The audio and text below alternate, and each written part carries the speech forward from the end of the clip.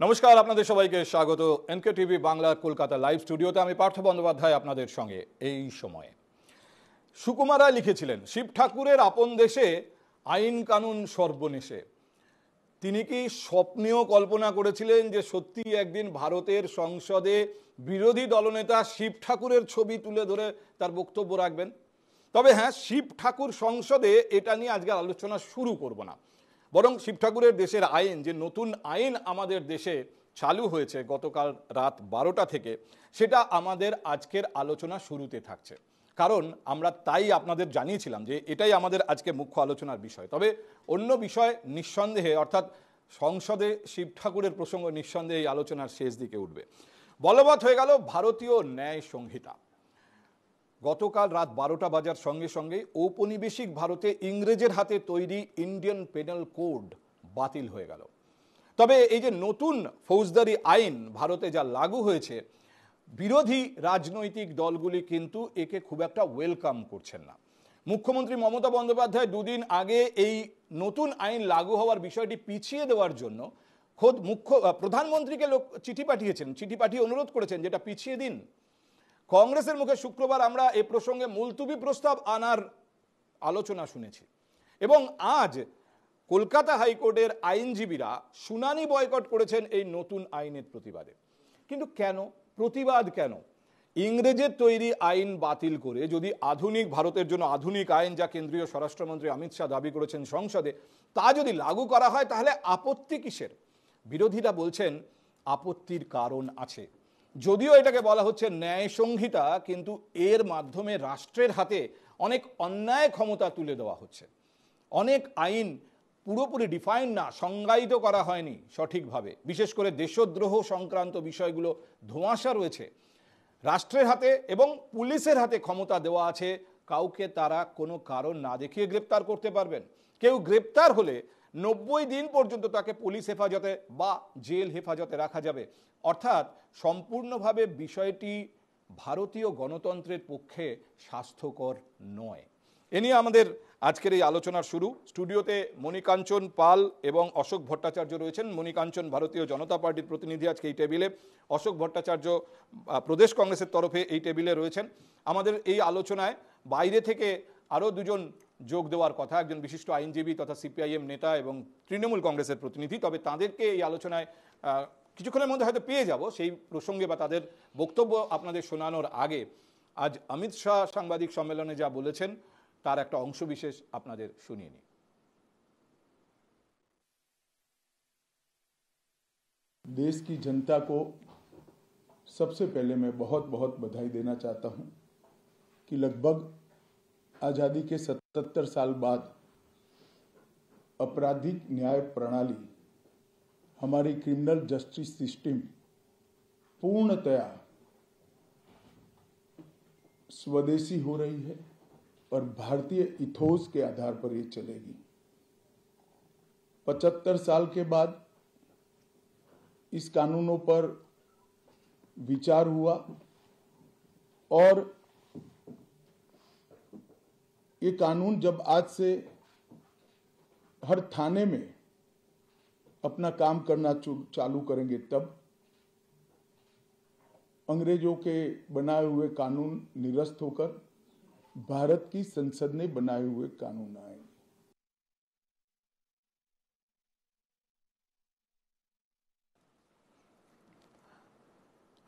তবে এই বিষয় নিয়ে আজ সারাদিনে অনেক কিছু হয়েছে। সংসদে অবশ্য আরও বেশ কিছু বিষয় অত্যন্ত উল্লেখযোগ্য হয়ে উঠেছিল, যেটা নিয়ে আমরা পরে কথা বলেছি আপনাদের।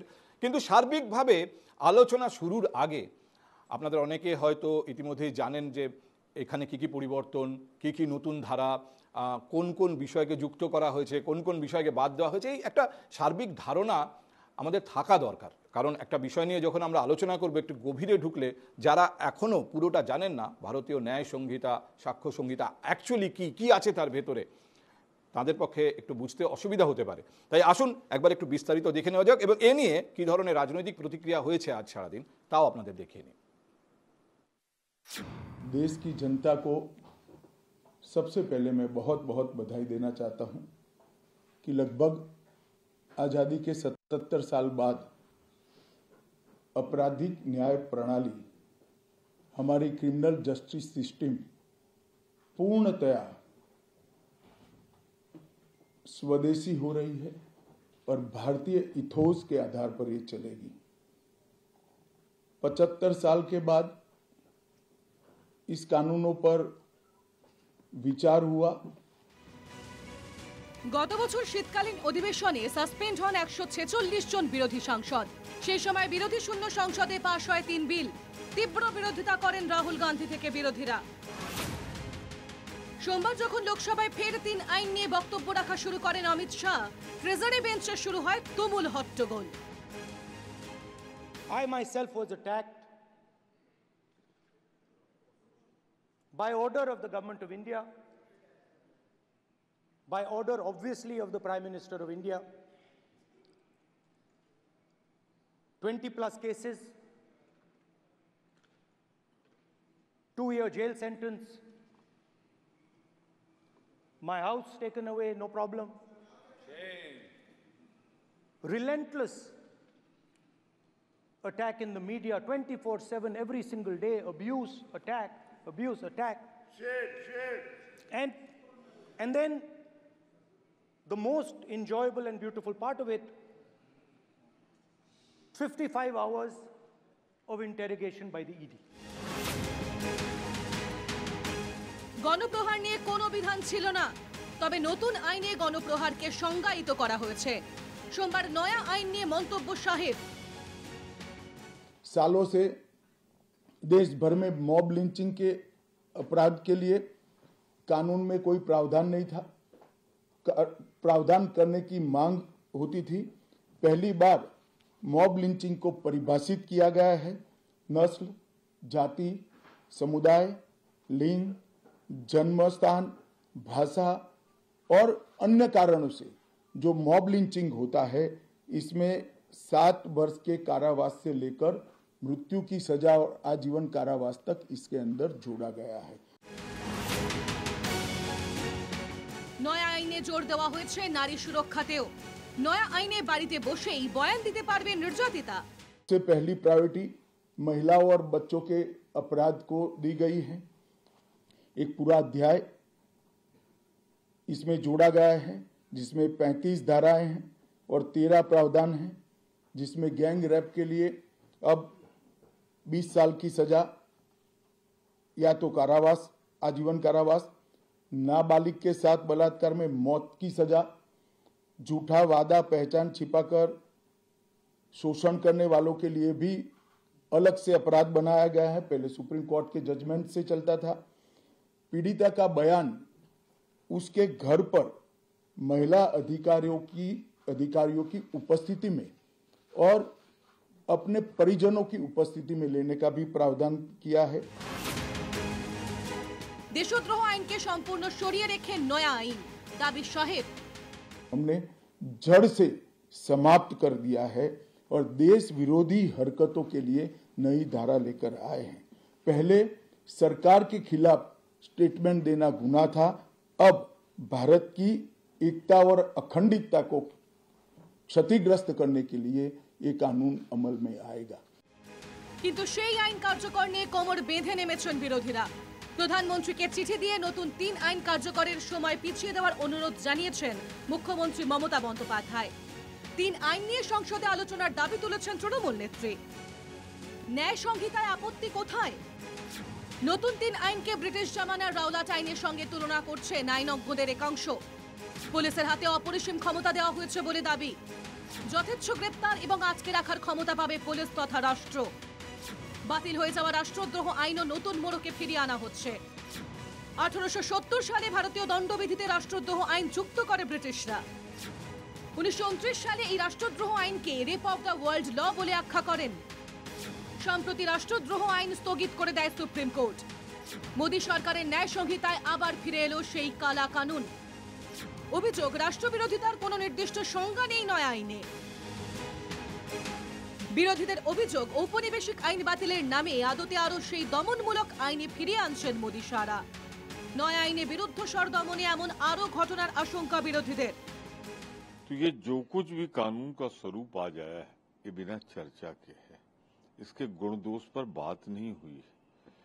हम परिवर्तन के खिलाफ नहीं, लेकिन कम से कम सदन में, संसद में बिना चर्चा पास किए कानून देश पर थोप देना ये तानाशाही। যদিও এই অভিযোগ মানছেন না কেন্দ্রীয় আইনমন্ত্রী। बहुत लंबा कंसल्टेशन करके इन 3 कानूनों को लाया गया है। देश आगे तो आने वाले समय में भारत क्रिमिनल जस्टिस सिस्टम का वर्ल्ड लीडर बनेगा। নতুন আইন সম্পর্কে সমস্ত সাংসদ, মুখ্যমন্ত্রী, সুপ্রিম কোর্ট এবং হাইকোর্টগুলির বিচারপতি এবং আমলাদের কাছে পরামর্শ চেয়েছিল গৃহমন্ত্রক। দাবি করেছেন খোদ গৃহমন্ত্রী। নয়া আইনে ইতিমধ্যেই কেস ফাইল হয়েছে দিল্লি ও মধ্যপ্রদেশে, কিন্তু বিতর্ক এড়ানো যাচ্ছে কই? Bureau report, NKTV Bangla.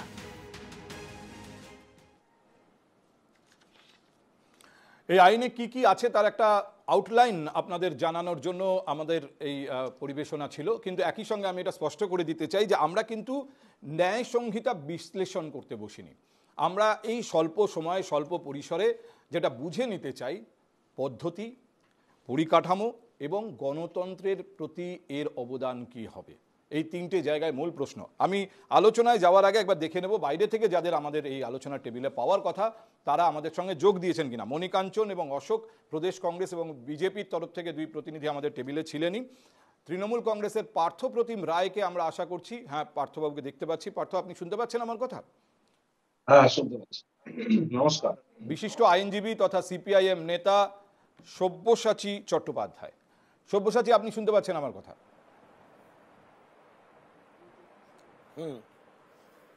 বেশ, আমি তাহলে এবার আলোচনা শুরু করি। প্রথম প্রশ্ন আমি মণিকাঞ্চন আপনার কাছে করতে চাই, জানিয়ে বিরোধীদের প্রশ্ন। পদ্ধতি, যে পদ্ধতিতে লাগু হলো ভারতীয় ন্যায় সংহিতা, নিঃসন্দেহে একটা ঐতিহাসিক ব্যাপার। ভারতবর্ষ ব্রিটিশ আমল থেকে আজ পর্যন্ত এখানে অপরাধ বিচার হচ্ছিল ইন্ডিয়ান পেনাল কোড দিয়ে। সেই পেনাল কোড বাতিল হয়ে গেল, নতুন আইন চালু হলো, রেড লেটার ডে ভারতীয় গণতন্ত্রের ইতিহাসে। কিন্তু প্রশ্ন হচ্ছে, এই এত বড় একটা ঘটনা, এ নিয়ে ভারতের সংসদে আলোচনা হয়নি মণিকাঞ্চন। একটা এমন সংসদে এই আইনটা পাশ হয়েছে, বিলটা পাশ হয়ে আইনে পরিণত হয়েছে যেখানে প্রায় 150-র কাছাকাছি বিরোধী দলের সাংসদরা সাসপেন্ড ছিলেন এবং খুব কম সময়, অল্প সময় নোটিশ দিয়ে বিলটাকে টেবিলে নিয়ে আসা হয়েছে এবং পাশ করিয়ে দেওয়া হয়েছে। এত বড় একটা দেশে এটাকে ওপর থেকে চাপিয়ে দেওয়া হলো না মণিকাঞ্চন? দেখুন, আজকে যে আইন, নতুন 3টে আইন আনা হয়েছে, 3টি সংহিতা, সেটা মনে হয় শুধু ভারতবর্ষ নয়, পৃথিবীর বুকে রেকর্ড যে এত দীর্ঘ সময় ধরে ডিসকাশন করার পর এই আইনটা আনা হয়েছে। আমি বলছি আপনি ইনস্টিটিউশনাল লেভেলে হয়েছে আমার জানার দরকার নেই, কোথাও ক্লোজ ডোর হয়েছে আমার জানার দরকার নেই। Why not in the parliament? Let me clear. আপনি প্রথমে বললেন যে 150 জন যেখানে আলোচনা হয়েছে সেখানে 150 জন এমপি সাসপেন্ড ছিলেন। আচ্ছা, আমি আপনাকে জিজ্ঞেস করি, গত 4 বছর ধরে 150 জন এমপি সাসপেন্ড ছিল না তো? গত 4 বছর ধরে ডিসকাশন হয়েছে। মণিকাঞ্চন, বাদল অধিবেশনের শেষ দিন এই বিল সংসদে পেশ হয়েছে। 4 বছরে এই বিল পেশ হয়নি। আমার কথা বলার কথা নয়, সব অশোকের বলার কথা, কিন্তু আমি আপনাকে মনে করিয়ে দিচ্ছি যে মনে করার যথেষ্ট কারণ আছে যে government was not willing to place the বিল এই পার্লামেন্টে, যেখানে বিরোধী সাংসদরা চেয়ারে বসে আছেন। এটা মনে করার সন্দেহ করার যথেষ্ট কারণ। না, আমি বলবো না মাঝখানে, আবার আপনি বলুন। আপনি তাহলে বলে নিন, তারপর আমি বলবো। আমি কোন দলের প্রতিনিধিত্ব না, দলের প্রতিনিধিত্ব না। আমি বলা শুরু করলে আপনি মাঝখান দিয়ে আবার বলে দিচ্ছেন, তাহলে আমার কথাটা আপনি 4 বছরের উদাহরণ টানলেন। আমি সেটাই তো বলছি, আপনি আবার বলবেন। যখন আমি 4 বছর ধরে ডিসকাশন হয়েছে, লোকসভায় 9 ঘন্টা 29 মিনিট ডিসকাশন হয়েছে, 34 জন মেম্বার অংশগ্রহণ করেছে। রাজ্যসভায় 7 ঘন্টা 10 মিনিট ডিসকাশন হয়েছে, 40 জন মেম্বার অংশগ্রহণ করেছে। হোম মিনিস্ট্রি থেকে সকল এমপি, সকল রাজ্যের সিএম, সুপ্রিম কোর্টের জাজ, প্রত্যেকটা রাজ্যের হাইকোর্টের চিফ জাস্টিস, আইপিএস, আইএএস, মোট 158 বার ডিসকাশন হয়েছে। 93টা পরিবর্তন হয়েছে, মোট অ্যাডভাইজের 95% নেওয়া হয়েছে। আর আরেকটি বড় বিষয়, যে অ্যাডভাইজারি কমিটি করা হয়েছিল, সেই কমিটিতে পি চিদম্বরম ছিলেন, এবং পি চিদম্বরমজি আপনার লোকসভা রাজ্যসভার মেম্বার না হওয়া সত্ত্বেও সুপ্রিম কোর্টের অর্ডার নিয়ে সুপ্রিম কোর্টের মান্যতা নিয়ে তাকে সেই কমিটিতে নিযুক্ত করা মানে হয়েছে। এটা সন্দেহ করার কোনো জায়গা নেই যে না। বিরোধীরা তাদের আলোচনা করার সুযোগ পেয়েছিল, বিরোধীরা তাদের বিরোধিতা করার সুযোগ পেয়েছিল, পয়েন্ট তোলার সুযোগ পেয়েছিল, কোথাও বিরোধীদের নাকি কান্না। আমি তথ্য দিলাম তো, এটা হোম মিনিস্ট্রির তথ্য, এরকম নয় যে are you happy with this? Are you happy? 40 জন সাংসদ রাজ্যসভায়, 130 জন সাংসদ লোকসভায়, যে সাংসদরা মূলত শাসক দলের সাংসদ, সেটা খুব কৌশলে মনিকাঞ্জন চেপে গেলেন। ভারতবর্ষের একটি পবিত্র সংবিধান আছে যেটাকে হত্যা করার চেষ্টা করছে বিজেপি আরএসএস। তো সেই সংবিধান যখন মানে প্রণয়ন হচ্ছিল, সংবিধান সভা একটা দীর্ঘ সময় 1 বছরেরও বেশি ধরে আলোচনা চালিয়েছিল। এবং যদি ঘন্টার হিসাব দেখা যায়, সে ঘন্টার হিসাব এবং বিতর্কের হিসাব এবং কারা কারা সে আলোচনায় ছিলেন, শুধু কংগ্রেস নয়, শুধু বামপন্থীরা নয়, সেখানে ছিলেন জনসংঘ, সেখানে ছিলেন আকালি, সেখানে ছিলেন অন্যান্য বিভিন্ন দল, মানে শ্যামাপ্রসাদের মতন মানুষও ছিলেন, আবার আপনার মুসলিম লীগের ইতিহাসে অশোক আর যাবেন না। কেন বলছি আর ইতিহাস না, এটা দরকার আছে। এইটা ভারতবর্ষের একটা সংবিধান সভার, এইটা আমাদের ঐতিহ্য, এটা আমাদের অতীত। সেখানে দাঁড়িয়ে 150 আমার মনে হয় কংগ্রেস যতটা না এই নতুন ন্যায় সংহিতা নিয়ে চিন্তিত, তার থেকে বেশি সংবিধান নিয়ে। আপনি কি রাহুল গান্ধী যা বলেছেন সংসদে সেই কথা আবার এখানে বলবার জন্য এসেছেন? আমি রাহুল গান্ধীর বক্তব্য চালিয়ে দিচ্ছি। পার্থদা, সংবিধানটা কি এই মানে এই আইনের থেকে আলাদা? কি অদ্ভুত কথা! এই সংবিধানের বেসিক যে জায়গাটা, সেইটা লঙ্ঘিত হয়েছে।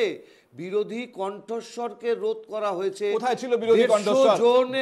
একটা পার্লামেন্ট ইলেকশন, অশোক, একটা সংসদীয় নির্বাচন চলেছে, যে নির্বাচনের প্রচারে আপনাদের ম্যানিফেস্টো বের করেছেন, সেই ম্যানিফেস্টোতে কোথাও ন্যায় সংহিতা নিয়ে একটা লাইন নেই। আপনারা তখনই জানতেন যে এটা পাস হয়ে গেছে এবং এটা লাগু হবে। দাঁড়ান, আমি একটা কথা বলছি। আমরা আবার বলেছি, আমাদের কাছে আলাদাভাবে শুধু ন্যায় সংহিতার ব্যাপার নয়, সামগ্রিকভাবে সংবিধান আক্রান্ত। আমরা যদি ক্ষমতায় আসতাম, কংগ্রেস মেনে নিয়েছে, সোজা কথা। আপনার কথার মাঝে বলিনি তো, তাহলে চলবে তো পুরো শোতে এরকম? না, বলুন। রাজি আছেন? না, রাজি আছি। আরে আপনাদের সাথে চলবে তো?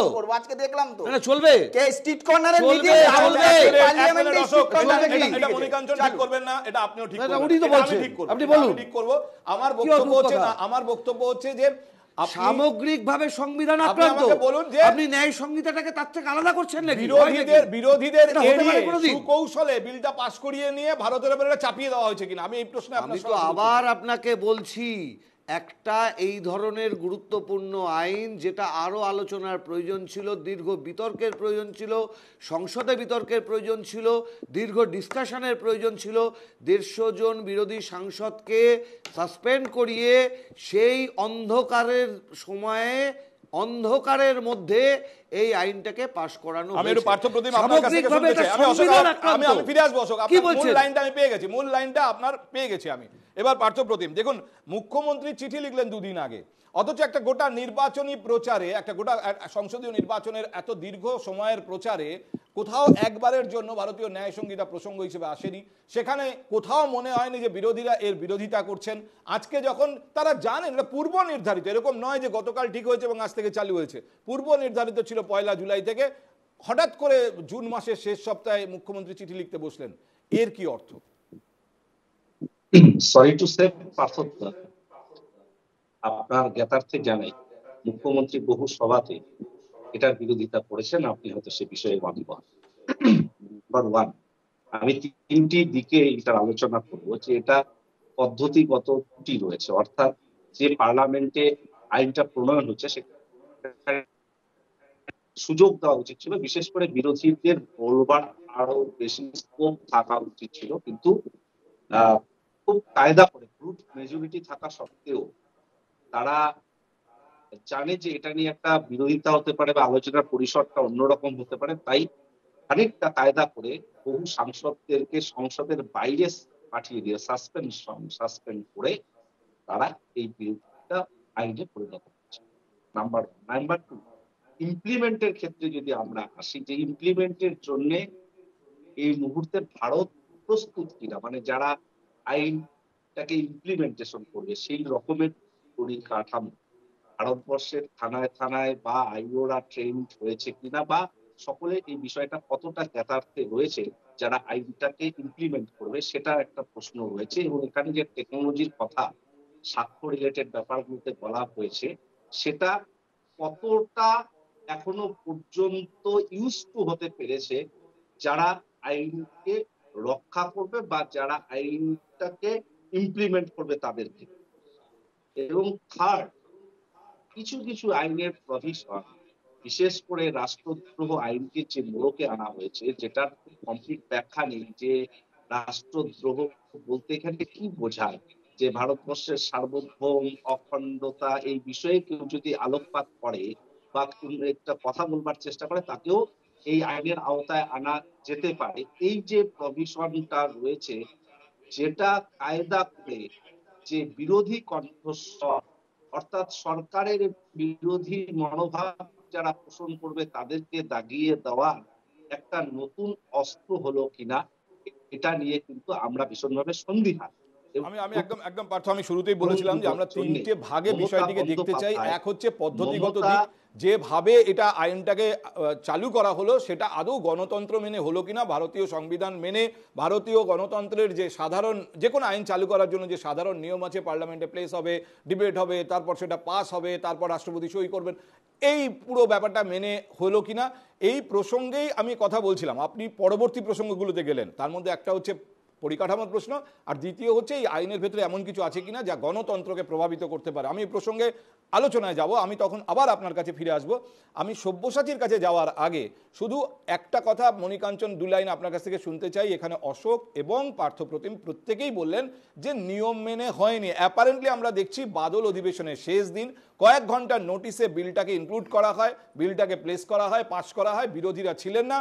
ফলে একটা প্রশ্ন কিন্তু উঠছে যে এত বড় গুরুত্বপূর্ণ সিদ্ধান্ত সংসদে, বিরোধীহীন সংসদে এভাবে পাস করানো হলো কেন?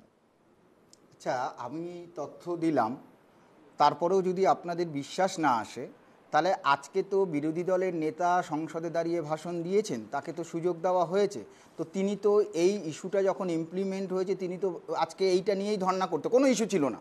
যদি এই আইনটা দেশকে একদম পিছিয়ে নিয়ে যাচ্ছে, বর্বর করে দেবে, একদম মধ্যযুগে নিয়ে চলে যাবে, প্রশ্ন হচ্ছে তিনি হঠাৎ শিব ঠাকুর নিয়ে কেন? হ্যাঁ, তাহলে তিনি কেন আজকে পার্লামেন্টে শুধুমাত্র এই আইনটা নিয়েই ধর্ণায় বসে গেলেন না? আগে এটা সরান, তারপরে বাকি ডিসকাশন হবে, এটা করতে পারতেন। মানে কংগ্রেস এটাকে অ্যাকসেপ্ট করে, শিবেও আপত্তি বিজেপির, না এই অন্য লাইনে চলে যাচ্ছে, শিবে আসবো, শিবে আসবো। তোমরা সাধুদের গুলি করে মেরেছো, ইন্দিরা গান্ধী সাধুদের 375 জন সাধুদের গুলি করে মেরেছে, গুলি করে মেরেছে। আমি নিয়ম করে বলে দিচ্ছি, 1966 সালের 7ই নভেম্বর গুলি করে সাধুদের মেরেছে। মণিকাঞ্চন এখন ভুলভাল বকে যাচ্ছে, মুখ সামনে কথা বলো, একদম বাজে ল্যাঙ্গুয়েজ ইউজ করবে না, একদম বাজে ল্যাঙ্গুয়েজ ইউজ করবে না, প্লিজ একদম নয়, একদম নয়, একদম নয়। আমি হিন্দু লাইনে যাইনি, আমি যাইনি, হিন্দুত্বের ঠিকা নিয়ে রেখেছেন। আরে অশোক প্লিজ আমার দিকে তাকান, আপনি আমার দিকে তাকান। 8:30টার পরে এটা নিয়ে কথা হবে, বিজ্ঞাপন বিরতির পরে, এখনই এনার্জি খরচ করে ফেলবেন না। সব্যসাচীর কাছে যেতে দিন। সব্যসাচী একজন সিপিআইএম নেতা, কিন্তু সব্যসাচী একজন বিশিষ্ট আইনজীবীও। আমি আপনার কাছে এই প্রশ্ন আনতে চাই, যেটা আমার কাছে পয়েন্ট নাম্বার 2, কোথায় কোথায় গণতন্ত্র বিঘ্নিত হতে পারে বলে আশঙ্কা করছেন বিরোধীরা, এবং আদৌ সেই আশঙ্কা কতটা রাজনৈতিক, কতটা যৌক্তিক? দেখুন, প্রথমত যদি আপনি বলেন এই তিনটি সংহিতা, তিনটি কি সরাসরি বিরোধিতা করার মতন কিছু বিষয় আছে, আমাকে যদি এইভাবে প্রশ্নটা করা হয় তাহলে আমি বলবো যে তিনটি সংহিতাকে যদি যা যা পরিবর্তন করবার চেষ্টা হয়েছে সবকিছুকে উড়িয়ে দেওয়া যায় না। সবকিছুর মধ্যে বেশ কিছু আছে যেগুলো অনেকটা প্রয়োজনীয় ছিল, যেরকম introduction of technology in judiciary, যে সম্পর্কে আপনি দেখেছেন যে আমাদের চিফ জাস্টিস চন্দ্রচূড় তিনিও তার বক্তব্য রেখেছেন বলবার সময়। কিন্তু প্রশ্ন হচ্ছে এই রকম একটা সাধারণ পরিবর্তনের নামে বেশ কিছু ছোট ছোট পরিবর্তন এমন কিছু করে দেওয়া হয়েছে যাতে আমাদের সংবিধান সম্পূর্ণভাবে বদলে যাচ্ছে, এবং যেভাবে হ্যাফাজেটলি এই তিনটি সংহিতাকে লাগু করা হলো তাতে করে দাঁড়িয়ে একটা প্যান্ডিমোনিয়াম, একটা ক্যাওস আমাদের গোটা দেশের বিচার ব্যবস্থায় সামনে এসে গেছে। মানে আজ থেকেই সেটা শুরু হচ্ছে, সেটা আগামী দিনে হতে থাকবে। আমি এবার আপনাকে পয়েন্ট নাম্বার 1, 2, 3 করে বলি যে একটু আগে যিনি বিজেপির প্রতিনিধি তিনি বলছিলেন আমরা এর ফলে কতটা এগিয়ে যাচ্ছি। আচ্ছা ছেড়ে দিন কতক্ষণ আলোচনা হয়েছে ইত্যাদি ইত্যাদি, বাদ দিন, 3টে কোড নিয়ে আলোচনা হয়েছে। আলোচনার পর আপনি আইন বানিয়েছেন। কাস্টাডির আইনের দিকে লক্ষ্য করুন। কাস্টাডির আইনে আমাদের এতদিন পর্যন্ত যে আইনটা ছিল সেটা হচ্ছে যে 15 দিন পর্যন্ত ম্যাক্সিমাম পুলিশ কাস্টাডির ক্ষেত্রে একটা সিলিং ছিল। কেননা দেখা যেত যে পুলিশ কাস্টাডিতে ইংরেজ আমলে যখন 1898 সালের যে কোড অফ ক্রিমিনাল প্রসিজিয়ার ছিল, যেখানে আমরা দেখেছি যে তখনও যারা আলোচনা করেছেন এই কোড অফ ক্রিমিনাল প্রসিজিয়ারকে অ্যামেন্ড করবার সময়, যারা আমাদের ভারতীয় আইনি মেধা ছিলেন, যারা ব্রিটিশদের সাথে আলোচনা চালাতেন আইন সম্পর্কে, তাদের আলোচনা দেখলেও দেখা যায় যে সেই সময় ব্রিটিশের হাজতে আমাদের সাধারণ মানুষ যাদের গ্রেপ্তার করা হতো তাদের উপর কি অত্যাচার চলতো।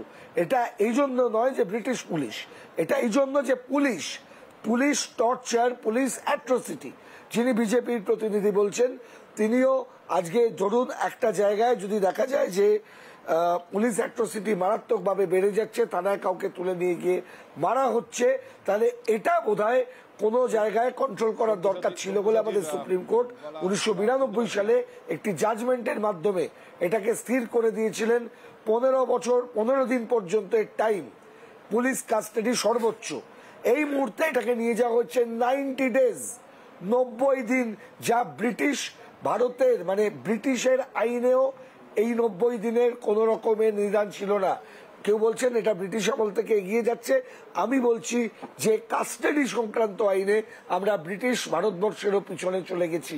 এই সংহিতার মাধ্যমে আমাদের হাতে সেটি সময় কম, আমি এই প্রসঙ্গটা একটু আলোচনায় রাখতে চাই এবং এই ব্যাপারে যেখানে বিজেপির প্রতিনিধি মণিকাঞ্চনের কোড আনকোড সাফাই শুনতে চাই। মণিকাঞ্চন, বিনা বিচারে কাউকে 90 দিন পর্যন্ত জেলে রাখার কন্ডিশন যে আইনে, সেই আইন কতটা আধুনিক এবং একটা গণতান্ত্রিক দেশে, এটা উত্তর কোরিয়া নয়। মণিকাঞ্চন, ব্যাকডোর দিয়ে সেডিশনের এন্ট্রি ঘটানো হয়েছে।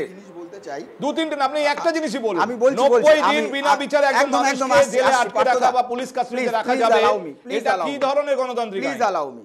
প্রথমত আমাদের তৃণমূল কংগ্রেসের প্রতিনিধি বললেন যে, পার্থদা বললেন যে কিভাবে এটা হবে তার কোনো ঠিক নেই। আমি জাস্ট তথ্যের জন্য বলছি, সারা ভারতবর্ষে প্রায় 22 লাখ পুলিশ স্টাফকে 12,000 মাস্টার ট্রেনার তৈরি করা হয়েছে, তারা ট্রেনিং দেবে। 20,000 পাবলিক প্রসিকিউটরকে উইথ রিলেটেড বুক দিয়ে তৈরি করা হয়েছে। 4,000 ট্রেনার তৈরি করা হয়েছে। আমার প্রশ্নটা এসেছে তাই জন্য বলছি। এবং সারা ভারতবর্ষে আপনি শুধু এই প্রশ্নটা জবাব দিন, কেন বিনা বিচারে একজন 90 দিন জেলে থাকবে? সব্যসাচীদার প্রশ্নের কতটা আধুনিক এই আইন? প্রশ্নের উত্তরে আসছি। উনি যেটা বলেন, উনি আইনজীবী, আমার থেকে ভালো জানবেন, হয়তো পুরো তথ্য আসেনি, যেটা আজকের হোম মিনিস্টারও বলেছেন যে 15 দিনই ম্যাক্সিমাম রিমান্ডে নেবে। কিন্তু আগে কি ছিল, যখন হলো তার এগেনস্টে অফেন্সে 15 দিন হসপিটালে থেকে গেল, ফলে তাকে আর রিমান্ডে নেওয়া যেত না।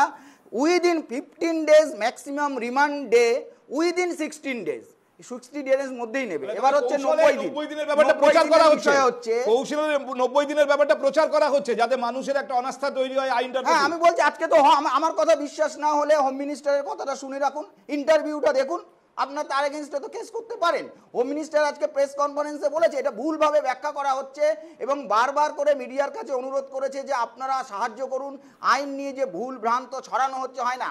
ম্যাক্সিমাম রিমান্ডে 15 ডেজ।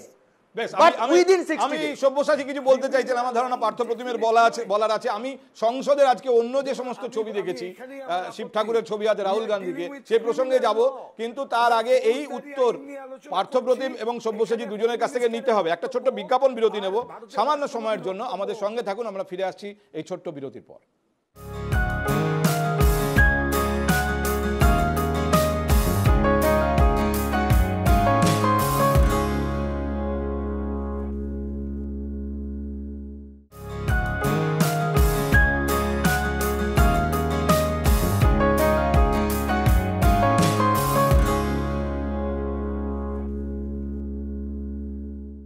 স্বাগত আরেকবার রয়েছেন এই সময়। আমরা কথা বলছি ভারতীয় ন্যায় সংহিতা নিয়ে এবং ন্যায় সংহিতায় যদি একথা লেখা থাকে যে কাউকে বিনা বিচারে 90 দিন পর্যন্ত পুলিশ হেফাজতে রাখা যাবে, যে কেউ ভুরু কুচকাবেন, কিন্তু এখানে বিজেপির প্রতিনিধির দাবি এই ধরনের প্রচার করা হচ্ছে মানুষের মনে ন্যায় সংহিতা নিয়ে একটা বিরূপ ধারণা তৈরি করার জন্য। এই কথা একটু আগে বিশিষ্ট আইনজীবী সিপিআইএম নেতা আমাদের এখানে আলোচনার মধ্যেই বলেছেন যে তিনি মনে করছেন এই ধরনের আইন আমাদের পিছিয়ে দিচ্ছে, এগিয়ে নিয়ে যাচ্ছে না সব্যসাচী, তাহলে ব্যাপারটা এই দাঁড়াচ্ছে যে এইগুলো একটা রাজনৈতিক প্রচার, একটা ভারতীয় ন্যায় সংহিতার বিরুদ্ধে জনমত তৈরির চেষ্টা।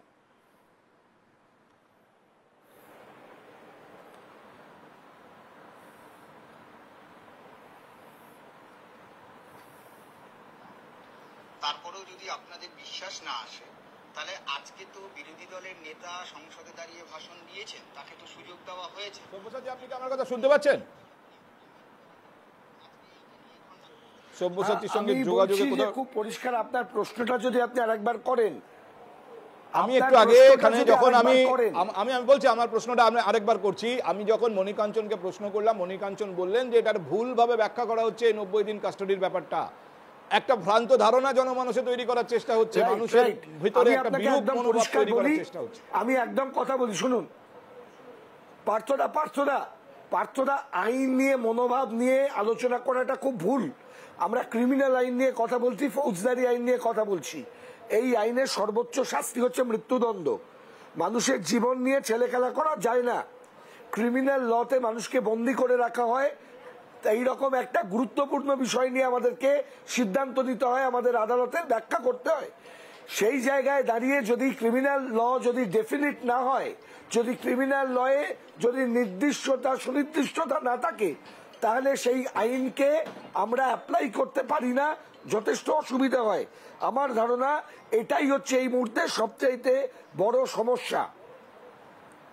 আচ্ছা, আমি ফিরে আসবো সব্যসাচী আপনার কাছে, দরকার হলে আমি একটু পার্থপ্রতিম রায়ের কাছে যেতে চাই। পার্থপ্রতিম, দেখুন এইটা যদি এরকম একটা ইস্যু হয় যার জন্য চিন্তিত খোদ মুখ্যমন্ত্রী, তিনি চিঠি লিখছেন প্রধানমন্ত্রীকে যে আপনি এত তাড়াতাড়ি এত তাড়াহুড়ো করে লাগু করবেন না, পিছিয়ে দিন, অথচ সংসদে আজকে দেখুন তৃণমূল কংগ্রেসের 29 জন সাংসদ, কংগ্রেসের তো প্রায় 100, কংগ্রেসের সাংসদদের ভূমিকা থেকে কি আদৌ মনে হয়েছে তারা এই বিলের বিরোধিতা করছেন বা এই আইনের? নিশ্চিতভাবে বিরোধিতা তো সকলেই করছে, কারণ পার্লামেন্টে আজকে বিভিন্ন বিষয় নিয়ে সেখানে আলোচনা হয়েছিল, তার মধ্যে প্রাসঙ্গিক বেশ কিছু বিষয় এসেছে, কিন্তু এটাকে কখনো হারিয়ে দিতে দেয়নি বিরোধীরা এই প্রসঙ্গগুলো তুলেছে এবং দিকে দিকে এটা নিয়ে আওয়াজ উঠছে। কারণ আইনজীবী মহল থেকে শুরু করে দেশের একটা বড় অংশে সচেতন নাগরিক তারাও বিরোধিতা করছে যে তাড়াহুড়ো করে এটাকে শিব ঠাকুরের ছবি নিয়ে তিনি বলছেন শিব ঠাকুরের অভয় মুদ্রা কংগ্রেসের যে ইলেকট্রাল সিম্বল তার সঙ্গে মেলে, এইটা যেখানে এই সব আলোচনা হয়েছে আজকের সংসদে, এখানে বিরোধী দলনেতার ভূমিকা। আপনি একটা জিনিস আমি আপনাকে শুধু মনে করিয়ে দিই, মুখ্যমন্ত্রী বারবার নির্বাচনী প্রচারের সময় বলেছেন ভাই কোনো জোট পশ্চিমবঙ্গে নেই, হ্যাঁ অবশ্যই কেন্দ্রে আছে, সংসদে আছে, আপনাকে কি ওই দিল্লির এমবার্গোটা মেনে কথা বলতে হচ্ছে আজকে সন্ধ্যায়? দিল্লির এমবার্গো বিষয় না, আমরা সাধারণ নাগরিক হিসেবে বা দলের প্রতিনিধি হিসেবে যেটা উপলব্ধি করি যে আমরা দেখেছি বেশ কিছু কাজ ভারত গভর্নমেন্ট অফ ইন্ডিয়া যেভাবে তাড়াহুড়ো করে, আজকে আমি 2-3টে উদাহরণ দিই, যে নোটবন্দির প্রসঙ্গটাই তুলুন, যত তাড়াহুড়ো করে করবার চেষ্টা করা হয়েছে, কিংবা আজকে আপনারা বলুন সিএ যেভাবে লাগু করা হলো, আজকে এই যে এটা একটা সব থেকে একটা ইম্পর্টেন্ট দিক যেভাবে ইমপ্লিমেন্ট আজকে থেকে করা হলো, কিন্তু মণিকাঞ্চন বাবু তথ্য দিলেন যে কতজন মাস্টার ট্রেনার তৈরি আছে, কতজনকে ট্রেনিং দেওয়া হবে। এই বিপুলা ভারতবর্ষে যেখানে 140 কোটি মানুষ, কয়েক কোটি ইমপ্লিমেন্টেশন যারা করবে তাদেরকে এখনো পর্যাপ্ত ট্রেনিং দেওয়া হয়নি। আজকে থেকে যদি লাগু হয়, আজকে থেকে যদি আইনটা কার্যকরী হয়, তাহলে সেক্ষেত্রে কতটা কার্যকরী ভূমিকা নিতে পারবে সেটা নিয়ে কিন্তু একটা বড় প্রশ্ন আছে। তার ভেতরে তো আইনের অনেক রকম প্রভিশন আছে যেগুলো নিয়ে বিরোধীদের, সাধারণ মানুষের আপত্তি রয়েছে। আমি সব্যসাচী বাবু আইনজীবী, তিনি একটা প্রসঙ্গ তুলেছেন, আমি রাষ্ট্রদ্রোহের যে নতুন মোড়কে আইন আনা হয়েছে সেটা কিভাবে বিরোধীদের কণ্ঠরোধ করা হবে, দাগিয়ে দেওয়া হবে কথায় কথায় রাষ্ট্রদ্রোহী, সেটা নিয়ে আমরা ভীষণ রকম চিন্তিত। এই জায়গাগুলো কিন্তু ভেবে দেখা একান্তই প্রয়োজন বলে আপনি দেখুন। সেডিশন ছিল, রাজদ্রোহ এই শব্দটা ছিল আইপিসিতে, যেটা এখানে হয়ে যাচ্ছে সাবভার্সিভ বা দেশদ্রোহ। এই নিয়ে টেকনিক্যাল আলোচনায় যাওয়ার জন্য প্রয়োজনীয় সময় আমাদের নেই, কিন্তু আমি যে জায়গাটা ধরতে চাইছি তা কতটা গণতান্ত্রিকভাবে এটা পাস হয়েছিল এবং ইমপ্লিমেন্টেড হলো শেষ পর্যন্ত চাপিয়ে দেওয়া হলো কিনা, এবং এর বিরোধিতায় আজকে সংসদে বিরোধী সাংসদরা, আজকে তো তারা সাসপেন্ড ছিলেন না, তারা আজকে ফুল বেঞ্চ ছিলেন, তাদের কি ভূমিকা, তারা আদৌ কতটা কনসার্ন ছিলেন। এবং সেখানেই কিন্তু এই প্রসঙ্গ অশোক একটু আগে মণিকাঞ্চন কটাক্ষ করছিলেন যে ফুল একটা সুযোগ ছিল রাহুল গান্ধীর এই নিয়ে সরাসরি বিরোধিতায় যেতে। রাহুল গান্ধী যখন বলছেন সেখানে কেন্দ্রীয় স্বরাষ্ট্রমন্ত্রী খোদ প্রধানমন্ত্রী বসে রয়েছেন সংসদে, তিনি কিন্তু এই প্রসঙ্গে না গিয়ে শিব ঠাকুর, গুরু নানক এইসবে গেলেন।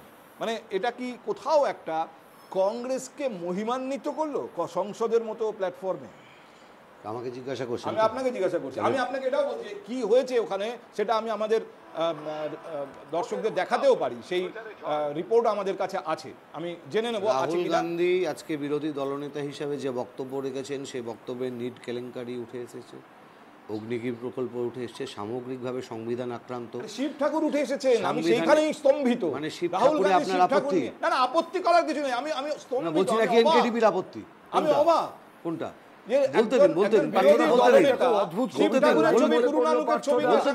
অসুবিধাটা কোথায়? শিব ঠাকুরের শিব ঠাকুরের আপন দেশে আইন কানুন সর্বদেশে। শিব ঠাকুর এবং সম্পর্ক আছে আমাদের দেশে। রাহুল গান্ধী সম্ভবত রাহুল কবিতাটা পড়ে রাহুল গান্ধী শিব ঠাকুরের ছবি রাহুল গান্ধী দেখাচ্ছেন যে শিব ঠাকুরের অভয় মুদ্রা আসলে কংগ্রেসের ইলেকট্রাল সিম্বল। পার্থদা আমি বলছি রাহুল গান্ধী খুব ভালো কথা, রাহুল গান্ধী কি পড়েছেন না করেছেন, কি পড়েছেন কি না পড়েছেন এই নিয়ে সংবাদ মাধ্যম বিচলিত। রাহুল গান্ধী কি পড়েছেন না পড়েছেন তার ডিগ্রি আছে। আপনারা উল্টো দিক থেকে কাউকে প্রশ্ন করতে পারেন না এন্টায়ার পলিটিক্যাল সায়েন্স বলে কোনো সাবজেক্ট আছে কিনা, সরি টু সে। এবার 2 নম্বর কথায় আমি আসি, সেটা হচ্ছে যে রাহুল গান্ধী যেটা বলতে চেয়েছেন খুব স্পষ্টভাবে তার মিসলিড আপনারা করছেন। আচ্ছা আমি একটা কথা বলি অশোক, বলতে দেবেন রাহুল গান্ধী আপনাকে বলতে দেব, রাহুল গান্ধী কি বলেছেন, রাহুল গান্ধী কি বলেছেন একটু দেখিয়ে নি। এরকম তো হতেই পারে এরকম কোন দর্শক আমাদের সঙ্গে আছেন যিনি আজকে সংসদের প্রসিডিংস দেখেননি, সবাই তো বাড়িতে থেকে টিভির দিকে তাকিয়ে থাকেন না, বলে কি হয়েছে একটু যদি আমাদের দর্শকদের দেখিয়ে নি, তাদেরকে এই আলোচনাটা তারা ফলো করতে সুবিধা হবে। একটু আমরা নজর রাখি আজকে সংসদের প্রসিডিংসে। जो लोग अपने आप को हिंदू कहते हैं वो 24 घंटा हिंसा हिंसा हिंसा, नफरत नफरत नफरत, असत्य सत्य असत्य। হাতে শিবের ছবি, অভয় মুদ্রা। বিরোধী দলনেতা হিসেবে সংসদে প্রথম বক্তব্য রাখলেন রাহুল গান্ধী, আর তার বক্তব্যের শুরুতেই সংসদে ঝড়। যারা হিন্দু বলে গর্ব করেন তারা হিংসা ছড়ান। রাহুলের মন্তব্যে তুমুল হট্টগোল।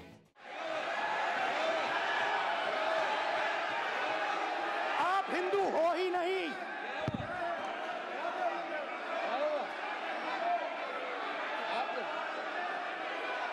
just get me that picture of Shiva. I'm inside because of it. Hindu धर्म में साफ लिखा है सत्य के साथ खड़ा होना चाहिए, सत्य से पीछे नहीं हटना चाहिए, सत्य से नहीं डरना चाहिए। রাহুলের বক্তব্যের মাঝেই তার প্রতিবাদ করে বক্তব্য রাখেন খোদ নরেন্দ্র মোদী। গোটা হিন্দু সমাজকে ধ্বংসাত্মক বলা উচিত নয় বলেই ওয়েলে দাঁড়িয়ে প্রতিবাদ করেন নমো। নরেন্দ্র মোদী গোটা হিন্দু সমাজের মুখ নন, পাল্টা সুর চড়ালেন বিরোধী দলনেতা। विषय बहुत गंभीर है, पूरे हिंदू समाज को हिंसक कहना ये गंभीर विषय है। बीजेपी को आपको नहीं नहीं नहीं नहीं नहीं नहीं, नरेंद्र मोदी जी पूरा हिंदू समाज नहीं है, बीजेपी पूरा हिंदू समाज नहीं है, आरएसएस पूरा हिंदू समाज नहीं है।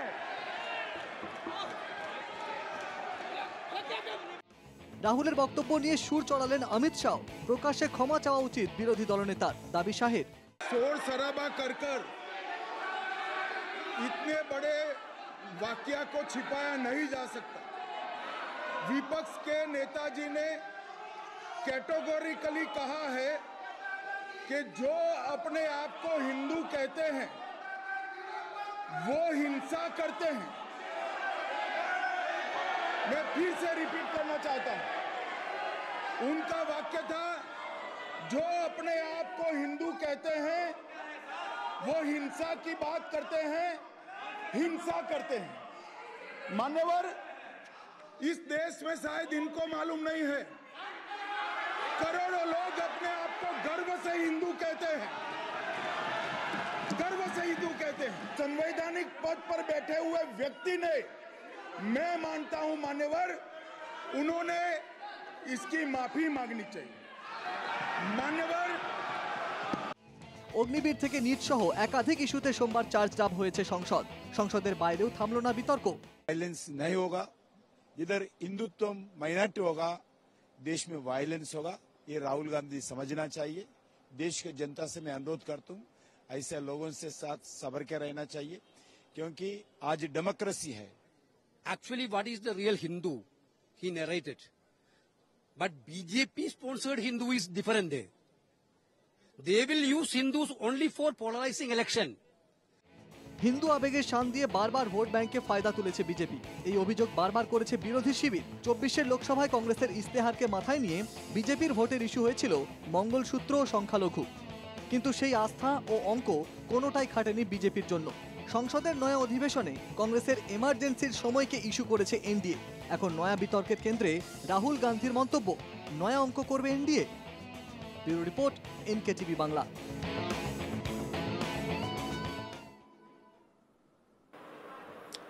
দেখুন, ভারতের রাজনীতিতে হিন্দু মুসলিম এই ধরনের ধর্মের ব্যবহার, বিশেষ করে নির্বাচনী মঞ্চে এর ব্যবহার নিয়ে অনেক বিতর্ক আমরা করেছি, কিন্তু ভারতের সংসদের ভেতরে এভাবে হিন্দু অহিন্দু বিতর্ক, আমার কাছে অশোক একটাই জায়গায় অবাক লাগছে যে যে কংগ্রেস এতগুলো বছর ধরে রাজত্ব করেছে, শাসন করেছে দেশ, যে কংগ্রেস বারবার বলেছে যে এই যে নানা ভাষা, নানা মত, নানা পরিবর্তনে ভারতবর্ষকে তারা লালন করেছে, সেই কংগ্রেসের নেতা, সংসদে বিরোধী দলনেতা রাহুল গান্ধী, তিনি শিব ঠাকুরের ছবি হাতে, নানকের ছবি হাতে হিন্দুত্ব অহিন্দুত্বকে সংসদে টেনে আনছেন কেন? আপনি বলতে দেবেন? 1 মিনিট একটু বলতে দিন, মাঝখানে যদি কথা না বলেন আমি খুব খুশি হব।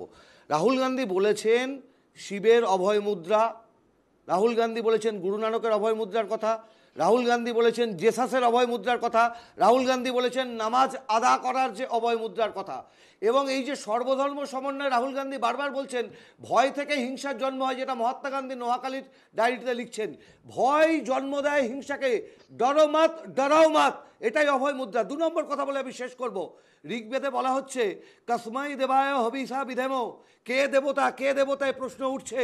মহাভারতে যখন ভীষ্ম সরসজ্জায় শুয়ে যুধিষ্ঠির গিয়ে জিজ্ঞাসা করছেন ভীষ্মকে কসমাই দেবায় হবিষা বিধেম, তখন যুধিষ্ঠিরকে ভীষ্ম বলছেন, তোমাকে একটা কথা কানে কানে বলে রাখছি, না মানুষাৎ শ্রেষ্ঠতর হি কিঞ্চিত, মানুষের চেয়ে শ্রেষ্ঠ কেউ নেই।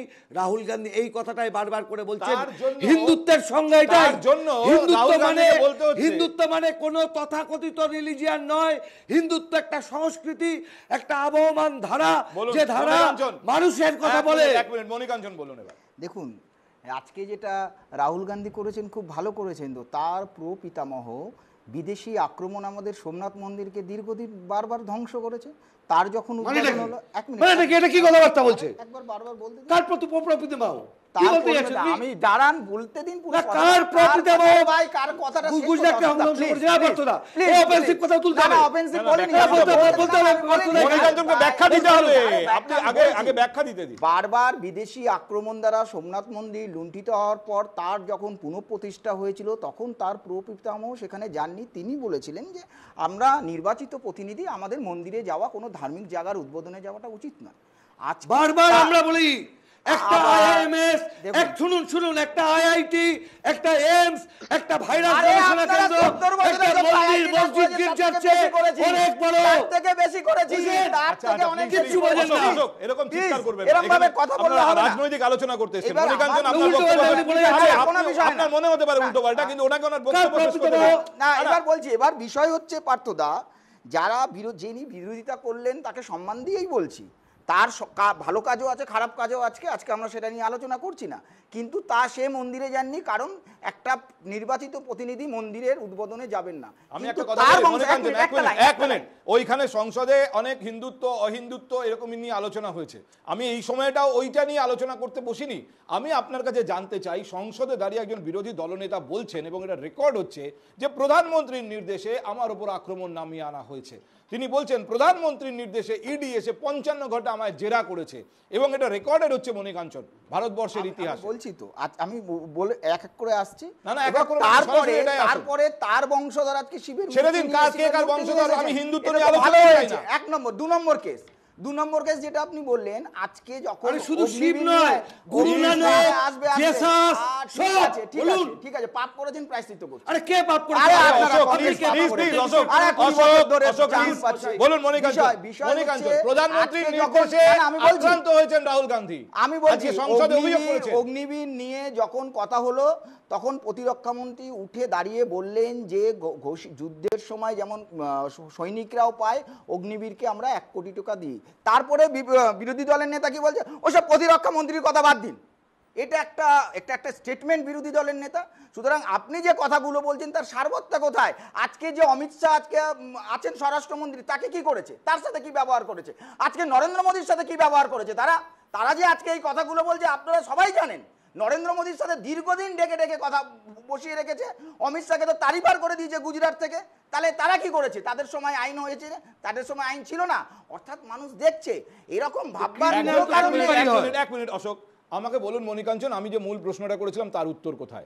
রাহুল গান্ধী অভিযোগ করেছেন যে তার উপরে আক্রমণ নামিয়ে আনা হয়েছে প্রধানমন্ত্রীর নির্দেশে। আপনি বলছেন এটা অলিক, মানে যুক্তিহীন একটা জাস্ট অ্যালিগেশন।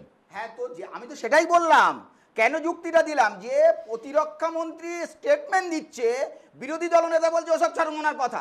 একটা প্রতিরক্ষা মন্ত্রী একজন, সে পার্লামেন্টে দাঁড়িয়ে বলছে, এটাকে জাস্টিফাই করার জন্য এনাফ এই রিজনটা।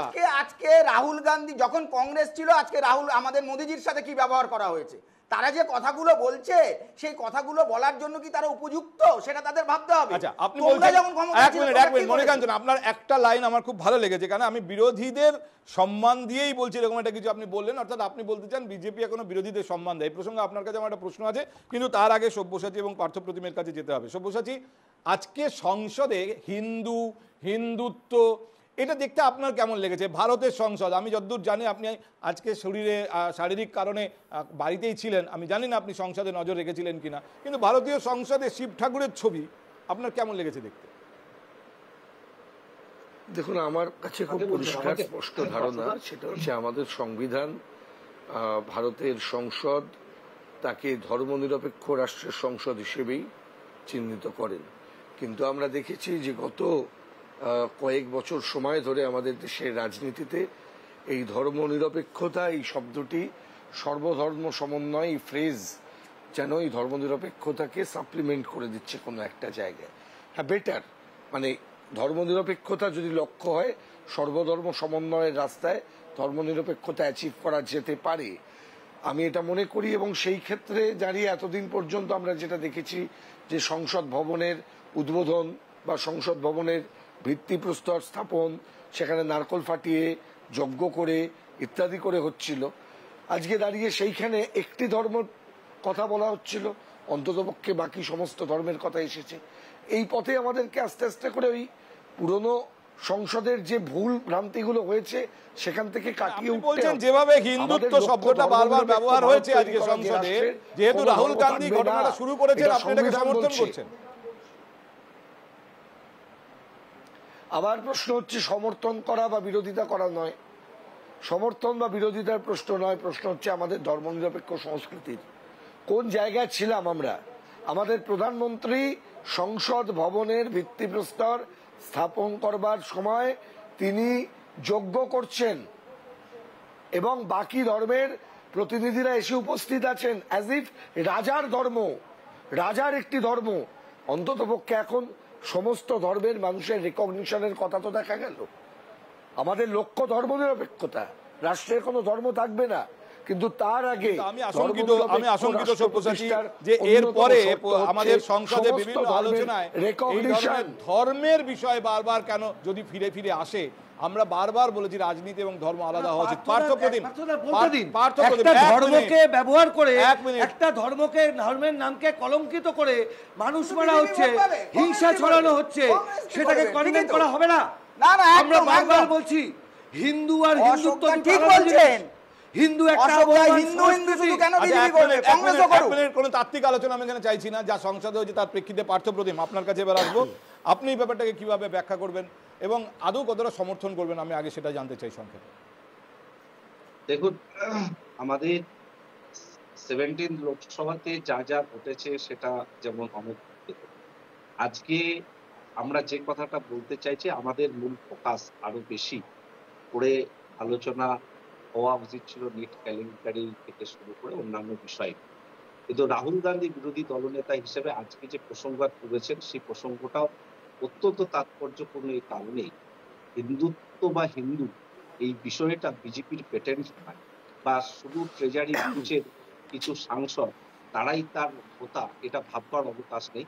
ভারতবর্ষের বহু মানুষ সনাতন হিন্দুত্বে বিশ্বাস করে, তারাও তাদের কথা তুলে ধরবার নিশ্চিতভাবে যুক্তিসঙ্গতা আছে। এবং রাহুল গান্ধী শুধু শিব ঠাকুর নয়, উনি অনেক কিছু বিষয়কে তুলেছেন যেটা সর্বধর্ম সমন্বয়ের কথা বলে। এই বিষয়টাকে কিন্তু হাইলাইট করা হচ্ছে না কোথাও, একটা শুধু আমার হাতে একদম সময় শেষ, আমি শুধু একটা ছোট্ট জিনিসে আপনার টিপ্পণী চাইছি। একটা ছোট্ট বিষয় আপনার চোখে পড়েছে কিনা জানি না, আপনার দলের সাংসদ মহুয়া মৈত্র বলতে উঠলেন আর প্রধানমন্ত্রী উঠে চলে গেলেন। একটু আগে মণিকাঞ্চন বলছিলেন যে বিরোধীদের সম্মান করার কথা এবং তারা সেটা নাকি করেন, কিন্তু আমরা দেখলাম মহুয়া মৈত্র বারবার বলছেন রীতিমতো চেঁচিয়ে, মাননীয় প্রধানমন্ত্রী জি ইতনে দের আপ থে और थोड़ा रहिए और मेरे बात सुन के जाइए। প্রধানমন্ত্রী তার দিকে কর্ণপাত না করে চলে গেলেন, এটা দেখে আপনার কেমন লেগেছে? এটা দুটো বিষয়, আমরা বিষয়টাকে এভাবে দেখতে চাই যে মহুয়া মৈত্রকে খানিকটা জোর করে পার্লামেন্ট থেকে সরিয়ে দেওয়া হয়েছে, সেই মানুষের জনাদেশ নিয়ে সেই মহুয়া মৈত্র পার্লামেন্টে আবার এসেছেন। তার যে কথা এবং দেশের হয়ে যে কথা সেটাকে সামনে আরো বেশি সুউচ্চভাবে তুলে ধরবার প্রধানমন্ত্রী হয়তো সেই সাহস রাখতে পারেননি সেই কথা শোনা। আমি মণিকাঞ্চন আপনার কাছ থেকে জানতে চাই যে প্রধানমন্ত্রী সেই সাহস দেখাতে পারলেন না, মহুয়া মৈত্র তাকে অনুরোধ পর্যন্ত করলেন উঠে যাচ্ছেন দেখে। দেখুন, আমি জানি না কি ঘটনা ঘটেছে, আমার কাছে এই নিয়ে সঠিক তথ্য নেই, তবে মহিলাদের সম্মান জানিয়ে 33% রিজার্ভেশন বিল আমরাই এনেছি। তো সুতরাং যারা বলতে উঠেছিলেন বলতে চেয়েছিলেন যে 12% বেশি সাংসদ নেই, 12% বেশি মহিলা সাংসদ নেই পার্লামেন্টে বিজেপি। আমি মণিকাঞ্চনদাকে শুধু একটা অ্যাড করে দিই, আমি মণিকাঞ্চনদাকে অ্যাড করে দিই, সত্যি আপনাদের দল 33% কৃষক করেছে বললেন, আর আপনাদেরই দল ভারতবর্ষের সেই দল যে ধর্ষকের সমর্থনে জাতীয় পতাকা নিয়ে পথ অবরোধ করে, এর ইতিহাসও আছে, সবাই দেখেছেন। মণিকাঞ্চন আমি শুধু একটা জিনিস অ্যাড করে দিই, অশোক যখন প্রধানমন্ত্রী উঠে গেছেন একই সঙ্গে রাহুল গান্ধী উঠে গেছেন, কিন্তু এবং মহুয়া মৈত্র অনুরোধ করার পরেও রাহুল গান্ধী অপেক্ষা করেন, মানে এটা কোইন্সিডেন্ট একটা হয়ে গেছে, সেটাকে হাইলাইট না। মহুয়া মৈত্র কি রাহুল গান্ধীকে ওয়েট করতে বলেছেন? হ্যাঁ, রাহুল বলে অনুরোধ করেছেন এবং তারপরেও রাহুল গান্ধী চলে গেছেন, তখন বিজেপি সাংসদরা রীতিমতো কটাক্ষ করেছেন তাকে, আমরা দেখেছি সাফাই দিতে, না উনি তো আমার এলওপি। রাহুল গান্ধীকে উদ্দেশ্য করে উনি বক্তব্য রাখেননি, কি স্পিকারকে উদ্দেশ্য করেই রাখেন, বেলুন লিক হয়ে গেছে, পার্থদাই লিক করে দিয়েছে। আর আলাদা টিউটার বেস লিডার বিরোধী দলের কে বক্তব্য রাখবে, বিরোধী দলের সবাই জানে কি বলুন তো, একটা নির্দিষ্ট ইস্যু আছে জানো, স্ট্রিট কর্নারের আপনি জানেন প্রত্যেকটা ইস্যু নিয়ে দিচ্ছে। বলুন না, এখানে হিন্দু সংবিধান নিয়ে বলুন, ভারতীয় নিয়ে বলুন, সংবিধান নিয়ে বলুন, একদম সিলেবাস কমপ্লিট করতে হবে। আসলে কোথায় জানেন, মৌচাকে ঢিল পড়েছে, মৌচাকে ঢিল পড়েছে, আজকে মৌচাকে ঢিল। আরে আপনারা বলুন না, আপনারা আমার লাইনে আসছেন, ভালো তো, কিসের লাইন? উই ক্রিয়েট ফলোয়ার্স, আপনারা আমাদের ফলো করছেন। যে কথাটা আজ থেকে 100 বছর আগে কেউ বলেছিল, এক মিনিট প্লিজ, আমাদের হাতে একদম সময় শেষ। আমি সব্যসাচী এবং পার্থপ্রতিমের কাছ থেকে এক লাইন রিয়াকশন নিতে চাই। দেখুন, মহিলা রিজার্ভেশন বিল আমরা দেখেছি সংসদে যাতে মহিলাদের প্রতিনিধিত্ব বাড়ে তার জন্য, এবং সংসদে মহিলাদের প্রতিনিধিত্ব থাকার ব্যাপারে সাফাই বা এ ব্যাপারে সওয়াল অনেক শীর্ষ নেতাদের করতে শোনা যায়, কিন্তু মহুয়া মৈত্র যখন বলছেন প্রধানমন্ত্রীর উঠে যাওয়া, আবার লিডার অফ অপোজিশনের উঠে যাওয়া, রাহুল গান্ধীর উঠে যাওয়া, এটা কোইন্সিডেন্ট হতে পারে যে তাদের অন্য কোনো গুরুত্বপূর্ণ কাজ আছে, কিন্তু মহিলাদের প্রতিনিধি করে সংসদে পাঠানোর গুরুত্ব বোঝানোর পরে তাদের এই ধরনের ছবি যেহেতু গোটা দেশ দেখতে পায় সংসদের প্রসিডিংস, কোথাও কি মনে হয় যে তারা মুখেই ব্যাপারটা বলছেন? আমি শুধু একটা দলকে বলছি না, রাহুল গান্ধীকে আমরা উঠে যেতে দেখেছি, প্রধানমন্ত্রীও। এক দু লাইন সব্যসাচী, তারপর আমি পার্থপ্রতিম আপনার কাছে শুনবো। সব্যসাচী বলুন। দেখুন, আমি আমি কে উঠে গেছেন কে উঠে যাননি এটা নিয়ে খুব একটা বড় করে দেখতে চাইছি না। একটা কথাই আমি বলবো যে নির্দিষ্টভাবে যার কথা আপনি বললেন তার সঙ্গে যেভাবে গত লোকসভায় যে পদ্ধতিতে তাকে বহিষ্কার করা হয়েছিল সেটা সমর্থনযোগ্য কোনোভাবেই ছিল না।